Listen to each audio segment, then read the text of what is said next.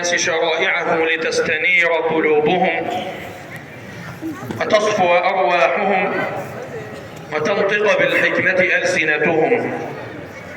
الله أكبر الله أكبر الله أكبر الله أكبر الله أكبر الله أكبر الله أكبر الله أكبر الله أكبر الله أكبر. ما أشرقت وجوه الصائمين بشرا.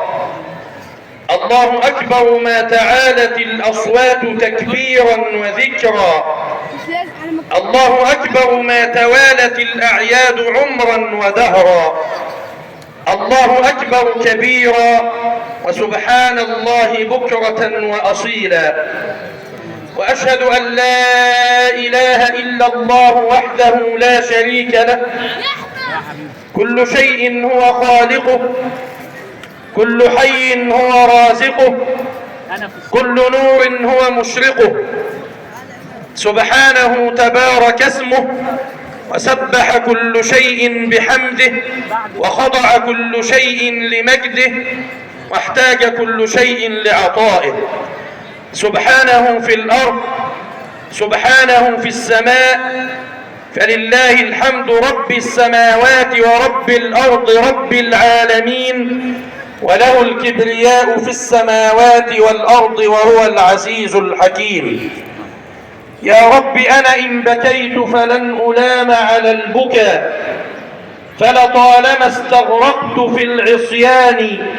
يا رب عبدك من عذابك مشفق، بك مستجير من لظى النيران. فارحم تضرعه إليك وحزنه، وامن عليه اليوم بالغفران. وأشهد أن سيدنا ونبينا وعظيمنا وقائدنا محمدا عبد الله ورسوله. اللهم صل وسلم وبارك عليك سيدي يا رسول الله، وعلى آلك وأصحابك وأتباعك ومن سار على نهجك وترسم خطاك إلى يوم الدين. أحباب رسول الله، إن هذا اليوم هو يوم الجائزة. هذا اليوم الذي يزني الصائم فيه ثمرة صيامه وثمرة اجتهاده وثمرة طاعته وثمرة إخلاصه في التقرب إلى الله. فهنيئا لمن استقام في رمضان على دين الله، هنيئا لمن صام رمضان إيمانا واحتسابا، لأنه في هذا اليوم ينال أجره كما ينال الأجير حقه قبل أن يجف عرقه. أيها المسلمون، إن العيد تعبير صادق عن انتماء الأمة لدينها، وهو دليل على شمول هذه الشريعة ورعايتها للناس حتى يظهروا فرحهم ورغباتهم. إن العيد استراحة محارب من هموم الحياة بعقد هدنة مع الدنيا أياما معدودة، ثم العودة إلى الكفاح. إن العيد قطعة من الزمن خصصت للفرح ونسيان هموم الحياة. ففي الحديث: روحوا عن القلوب ساعة بعد ساعة، فإن القلوب إذا كلت عميت. ولذلك فإن النبي صلى الله عليه وسلم كان مثالا رائعا للحياة الإنسانية المتكاملة. كان معتدلا حتى في عباداته، لم يكن مفرطا ولا مفرطا.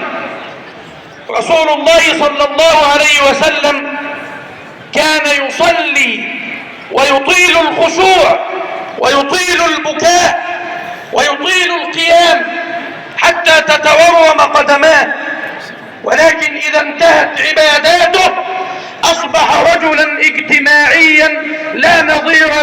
بين الناس، ليس بمنعزل عنهم، يسأل عن أصحابه ويتفقدهم إذا غابوا، يحل مشاكلهم، لأن رسول الله بشر مثلنا، يأكل ويشرب ويلبس ويبتسم ويداعب ويمزح، ولكن كان إذا مازح لا يمازح إلا حقا وصدقا، يعني بيهزر مع الناس، بيدعبهم، ليس عبوسا، دائما يبتسم في وجوه الناس. مازح عجوزا يوما وقد جاءته تطلب منه أن يدعو الله لها أن يدخلها الجنة، فمازحها رسول الله صلى الله عليه وسلم قائلا: إن الجنة لن يدخلها عجوز. فانزعجت المرأة وبكت وحزنت ظنا منها أنها لن تدخل الجنة، وإذا برسول الله لما رأى حزنها يبين له غرضه من تلك الجملة، فقال لها: إن الجنة لن يدخلها عجوز، بل إن الله ينشئها خلقا آخر. أما قرأت قول الله تعالى: إنا أنشأناهن إنشاء فجعلناهن أبكارا؟ فالله سبحانه وتعالى يدخلها الجنة شابة بكرا بمقتضى قول الله تعالى: إنا أنشأناهن إنشاء فجعلناهن أبكارا عربا أترابا لأصحاب اليمين. أيها المسلمون، إن الله سبحانه وتعالى يرضى عن عباده المؤمنين الذين التزموا أوامره في صيام رمضان وتأسوا بسنة رسول الله صلى الله عليه وسلم في قيام لياليه.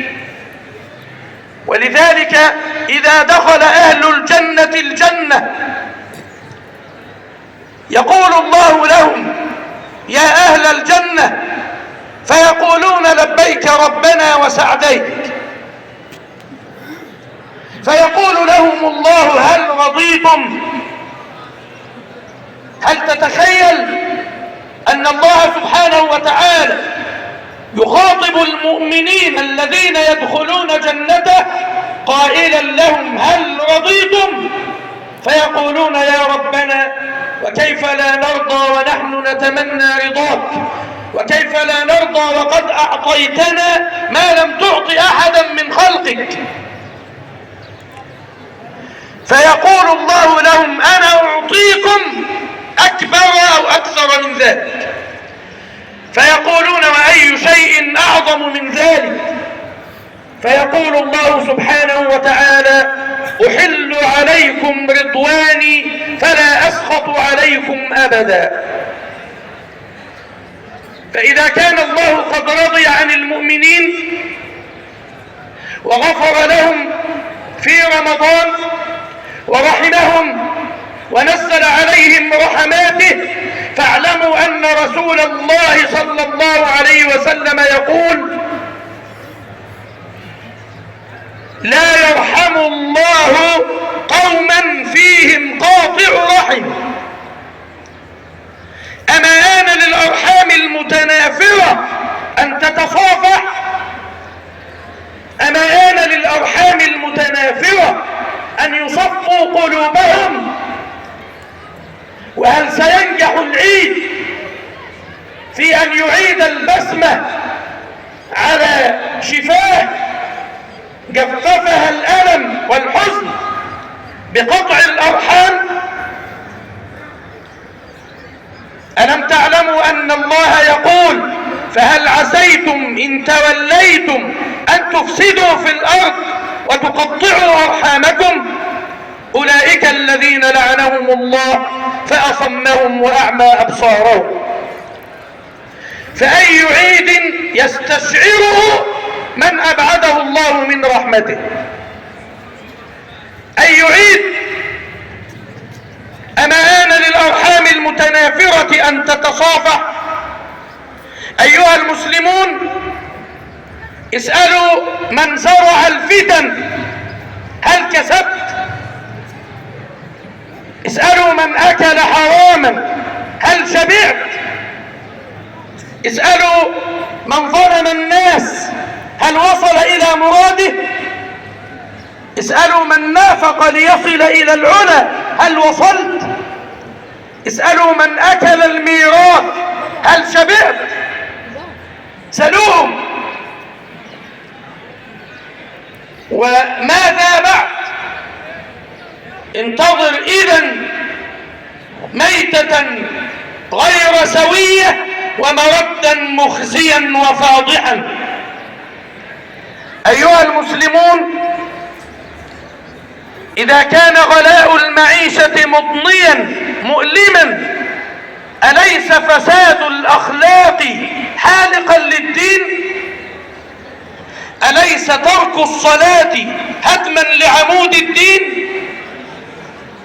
أليس التعامل بالربا إعلانا للحرب مع الله؟ وأليس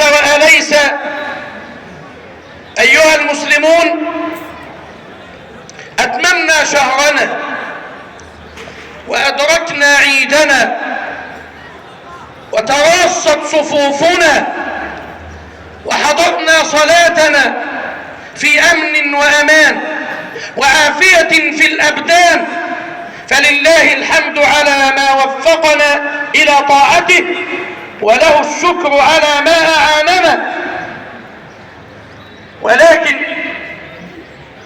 ولكن غيرنا لا يفرحون بالعيد.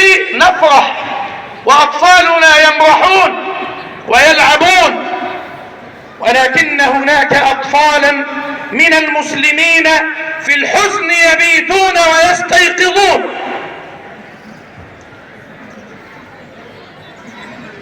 إنما يحدث لهؤلاء المسلمين المستضعفين في فلسطين من تدمير وقتل وتشريد وحصار وتجويع وتنكيل لأطفال ونساء ورجال المسلمين لشيء يدمي القلب. وإذا لم يتحرك قلبك، وإذا لم تحزن لمصاب الأمة، فعليك أن تراجع إيمانك. انظر إلى إيمانك، هل هو ضعيف؟ هل ناقص؟ هل مفيش إيمان؟ من لم يحزن لمصاب المسلمين فعليه أن يراجع إيمانه. إذا لم تكن جراح الأمة في قلبك فأنت جرح في قلب الأمة. فهنيئا لأهل غزة صمودهم، وتحية لشهدائهم الذين غسلوا بدمائهم الزكية عار أمة عاجزة. فاللهم اغفر لنا عجزنا واغفر لنا تقصيرنا، فنحن لا نملك لهم دفعا ولا وصولا ولا حولا ولا قوة. ألا يا غزة، لقد كسرتك الدنيا كسرا يليق بها، وخذلك الناس خذلانا يليق بهم. ألا فاجبرهم يا رب جبرا يليق بك. اللهم اجبرهم جبرا يليق بك. إن قضية الأقصى للأسف تاهت وسط ما تعانيه الأمة الإسلامية من ضعف وانشقاقات. إن واقع الأمة اليوم يستوجب من المسلمين أن تتحد كلماتهم، وأن تتواصل أهدافهم، وأن يكونوا يدا واحدة، امتثالا لقول الله: واعتصموا بحبل الله جميعا ولا تفرقوا، وتطبيقا عمليا لقول رسول الله: مثل المؤمنين في توادهم وتراحمهم كمثل الجسد الواحد إذا اشتكى منه عضو تداعى له سائر الجسد بالسهر والحمى. لكن الأمة الإسلامية اليوم نجح أعداؤها في إشغال الأمة بقضايا فرعية لا تسمن ولا تغني من جوع. ونجح أعداء الدين منذ زمن بعيد في إشغال الأمة بالجدل الفقهي المتجدد الذي لا يستحق كل هذه الثرثرة وكل هذا اللغط من هؤلاء وأولئك.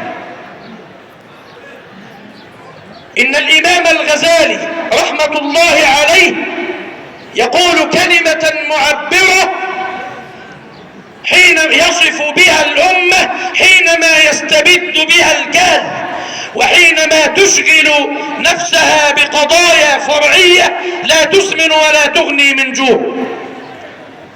يقول: فإذا رأيت واحدا يشغله وضع اليد أثناء الصلاة، هل هي فوق السرة أو تحتها أو على الصدر، ويشغله ذلك ويتعبه أكثر ما يؤلمه من دماء المسلمين التي تراق، فاعلم أنه مجرد مسخ ولا يؤتمن على دينه. إن هناك خللا كبيرا أصاب أمتنا في معايير أولوياتها، حتى أصبحنا نؤخر الأول ونقدم الأخير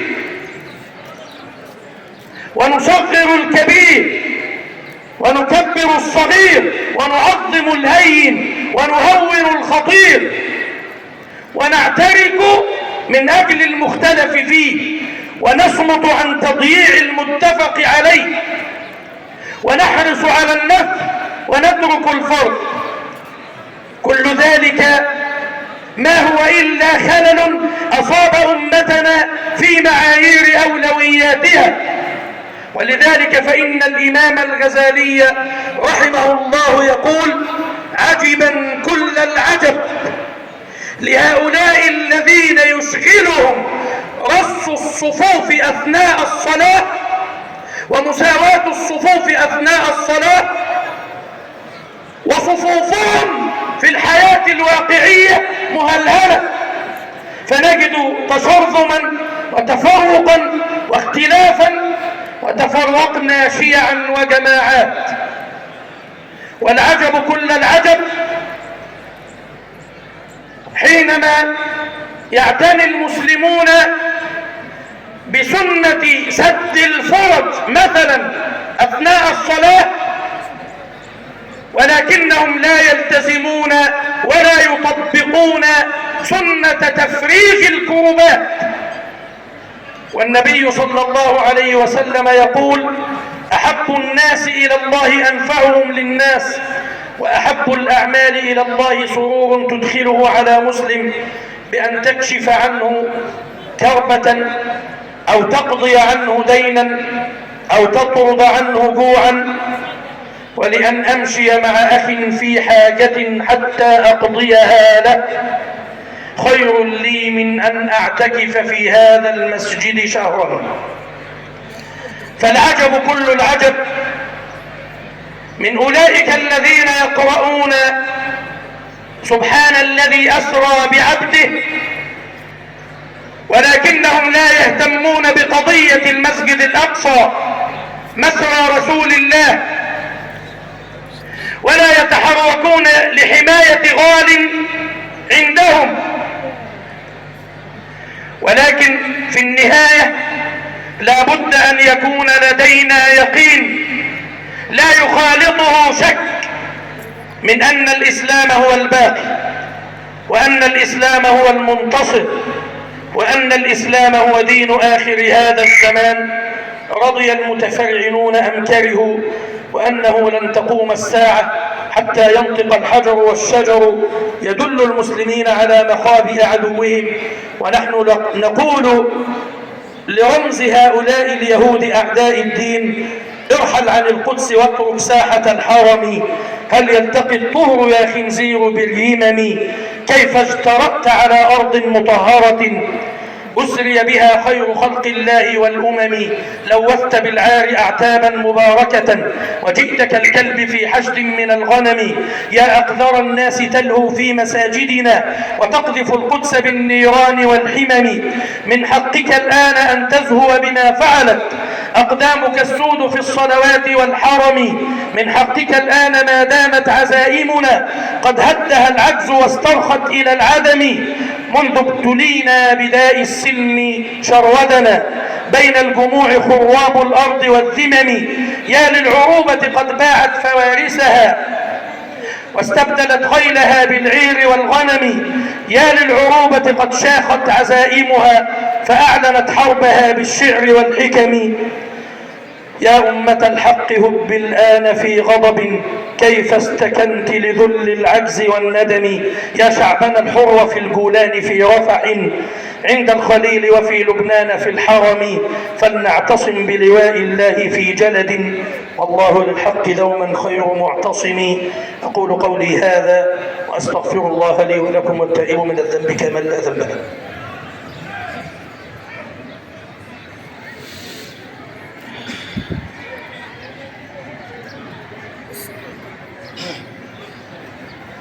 الله أكبر الله أكبر الله أكبر الله أكبر الله أكبر الله أكبر الله أكبر كبيرا والحمد لله كثيرا وسبحان الله بكرة وأصيلا. أيها الإخوة المسلمون، اعلموا أن العيد قطعة من الزمن خصصت للفرح ونسيان هموم الحياة، فافرحوا بعيدكم ولكن في طاعة الله ليس في معصية الله. وصلوا أرحامكم، والله العلي القدير أسأل أن يتقبل منا رمضان وأن يجعلنا ممن رحمهم في رمضان وأن يجعلنا ممن غفر لهم في رمضان وأن يجعلنا ممن اعتق رقابهم من النار في رمضان. كل عام وأنتم إلى الله أقرب وعلى طاعته أدوم. والله أسأل أن يجعلني وإياكم من الذين يستمعون القول فيتبعون أحسنه. وسلام الله عليكم ورحمته وبركاته.